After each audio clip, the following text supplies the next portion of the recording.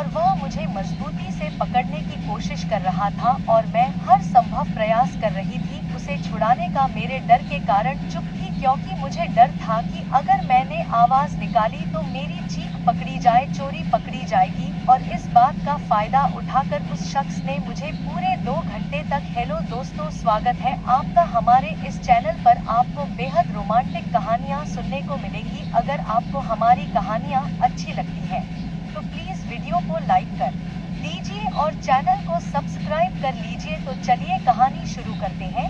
जनवरी की सर्द रात आज भी मेरी यादों में ताजा है। जब भी मैं उस रात के बारे में सोचती हूँ तो मेरे पूरे शरीर में एक अजीब सी लहर जग उठती है। मेरे मामू के बेटे की शादी थी और मैं अपने मामू के बेटे की शादी में गांव गई हुई थी, शादी का हिस्सा बनने और वहां का आनंद लेने के लिए। सच कहूँ तो मैं शादी में आई सभी लड़कियों से सबसे ज्यादा बेहद हसीन और देखने में आकर्षित महसूस कर रही थी। मेरी मासूम सी मुस्कान और खूबसूरती ही मुझे सबसे अलग बना रही थी। शादी के माहौल में हर कोई खुश था और चारों तरफ हंसी-मजाक, नाच गाना हो रहा था। शादी के 3 दिन पहले ही मैं गांव पहुंच गई थी, इसलिए सबके साथ जल्दी घुल मिल गई। जो कि मेरे मामा का बेटा था वह हर बात में मेरी सलाह ले रहा था, शायद इसीलिए कि मैं शहर से आई हुई थी और मेरी पसंद नापसंद उसे खास लगती थी। लेकिन शादी के माहौल में एक शख्स ऐसा भी था जो हर वक्त मुझे देखता रहता था। मैं उसकी तरफ ज्यादा ध्यान नहीं दे रही थी, लेकिन उसकी आंखें मुझ पर ही जमी हुई थी। ऐसा लगता था जैसे वह चुपचाप अपनी खुली आंखों से मेरे सौंदर्य को निखार रहा था। उसकी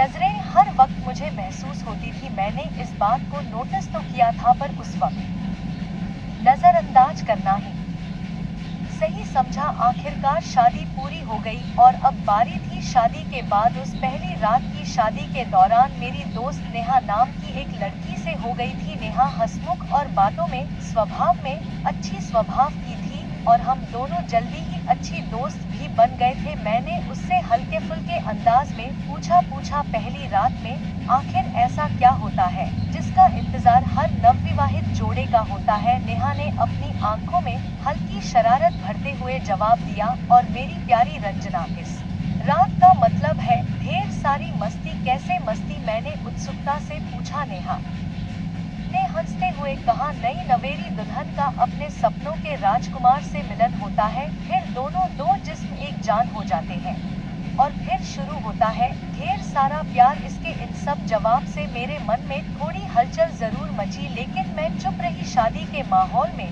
सब कुछ बहुत सुंदर लग रहा था। फूलों वाला आया और मामा के लड़के का कमरा फूलों से सजाकर चला गया। इन सबको देखकर थोड़ी सोच में पड़ गई। मेरे मन अब रोमांटिक फिल्मों में दिखाए गए दृश्य की तरह सोचने लगी जैसे फिल्मों में सीन दिखाए जाते हैं।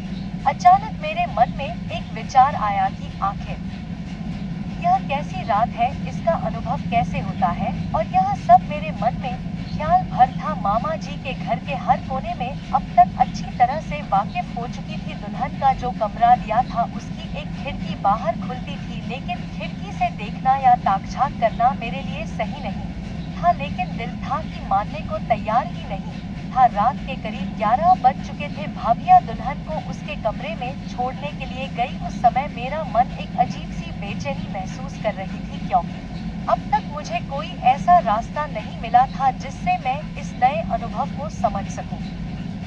एक पल को तो मेरे मन में यह ख्याल भी आया कि मैं खुद कमरे में जाकर छिप जाऊं, लेकिन मैंने तुरंत ही इस विचार को त्याग दिया, क्योंकि यह करना न केवल गलत था बल्कि असंभव भी था। दुल्हन को कमरे में छोड़कर भाभिया हंसती हुई वापस आ गई। उनके चेहरे पर खुशी और मजाकिया अंदाज झलक रहा था। बड़ी भाभी ने मजाक में कहा, आज तो इनकी शादी की रात है, देखना बहुत ही मजेदार होगा। छोटी भाभी ने मुस्कुराते हुए पूछा, तुम्हें कैसे इतना यकीन है? बड़ी भाभी हंसकर बोली, अरे बस समझ लो, हमने तो पहले भी ऐसी शादियों में खूब मजे देखे हैं।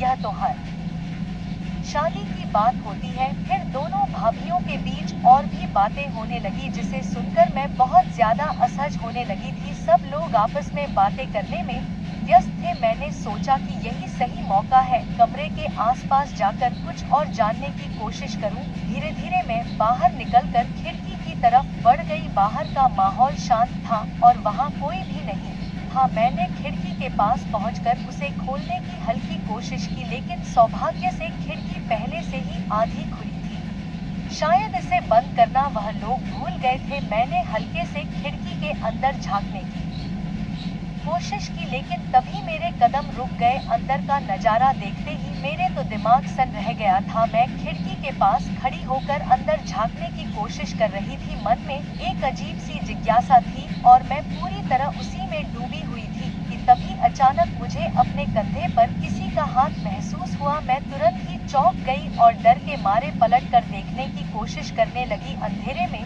मुझे कुछ भी साफ दिखाई नहीं दे रहा था, लेकिन सामने एक बलवान शरीर वाला लड़का खड़ा था। उसकी उपस्थिति ने मुझे घबरा दिया था। मैंने उसे टकने की कोशिश की और जितना हो सके वहां से दूर भागने की कोशिश की, लेकिन उसने मुझे रोक लिया। वह मुझे मजबूती से पकड़ने की कोशिश कर रहा था और मैं हर संभव प्रयास कर रही थी उससे छूटने का। मेरे डर के कारण मैं चुप थी, क्योंकि मुझे डर था कि अगर मैंने आवाज निकाली तो मेरी चोरी पकड़ी जाएगी। लेकिन मैं खुद को छुड़ाने के लिए लगातार संघर्ष कर रही थी। कुछ देर बाद उसकी पकड़ अचानक ही कमजोर पड़ गई। फिर वहाँ जो कुछ भी हुआ मेरे लिए कहना बहुत ही मुश्किल है। बस इतना समझ लीजिए कि दीवार के उस पार जो भी हो रहा था वह एक सामाजिक दायरे के मुताबिक था, और दीवारों के इस पार हो रहा था वह असामाजिक और अनैतिक था। तभी मुझे दरवाजे की आवाज सुनाई दी। शायद कोई बाहर आ रहा था। मौका पाकर मैं तुरंत ही उसकी पकड़ से आजाद हुई और वहां से भागकर अपने कमरे में चली गई। भागते समय मेरी शॉल वहीं पर गिर गई, लेकिन मुझे जल्दी थी इसलिए मैंने उसे उठाना जरूरी नहीं समझा। कमरे में पहुंचकर मैंने जल्दी से रजाई ओढ़ ली। चारों ओर सन्नाटा था और बाकी सब लोग सो चुके थे, लेकिन जैसे ही मुझे अपनी शॉल याद आई मैंने मन में डर समा गया। मुझे लगा कि अगर किसी ने मेरी शॉल को उसके कमरे के पास पड़ा हुआ देख लिया तो बहुत ज्यादा मुश्किल खड़ी हो जाएगी। पहले तो मैंने सोचा कि सुबह जाकर शॉल उठा लूंगी, लेकिन फिर मुझे लगा कि सुबह तक यह बात किसी के ध्यान में आ सकती है। मैंने अपने शॉल लेने के लिए खुद को हिम्मत दी और बाहर जाने के लिए दरवाजा खोला। बाहर जाकर देखा तो मुझे एक शख्स खिड़की के पास खड़ा दिखाई दिया। वह दुल्हन के कमरे के पास था और उसने खुद को कंबल से ढक रखा था। वह जैसे ही खिड़की की ओर करीब आया, कमरे से आ रही हल्की रोशनी में उसका चेहरा मुझे दिखाई दिया। मैं एकदम से डर गई। अरे यहाँ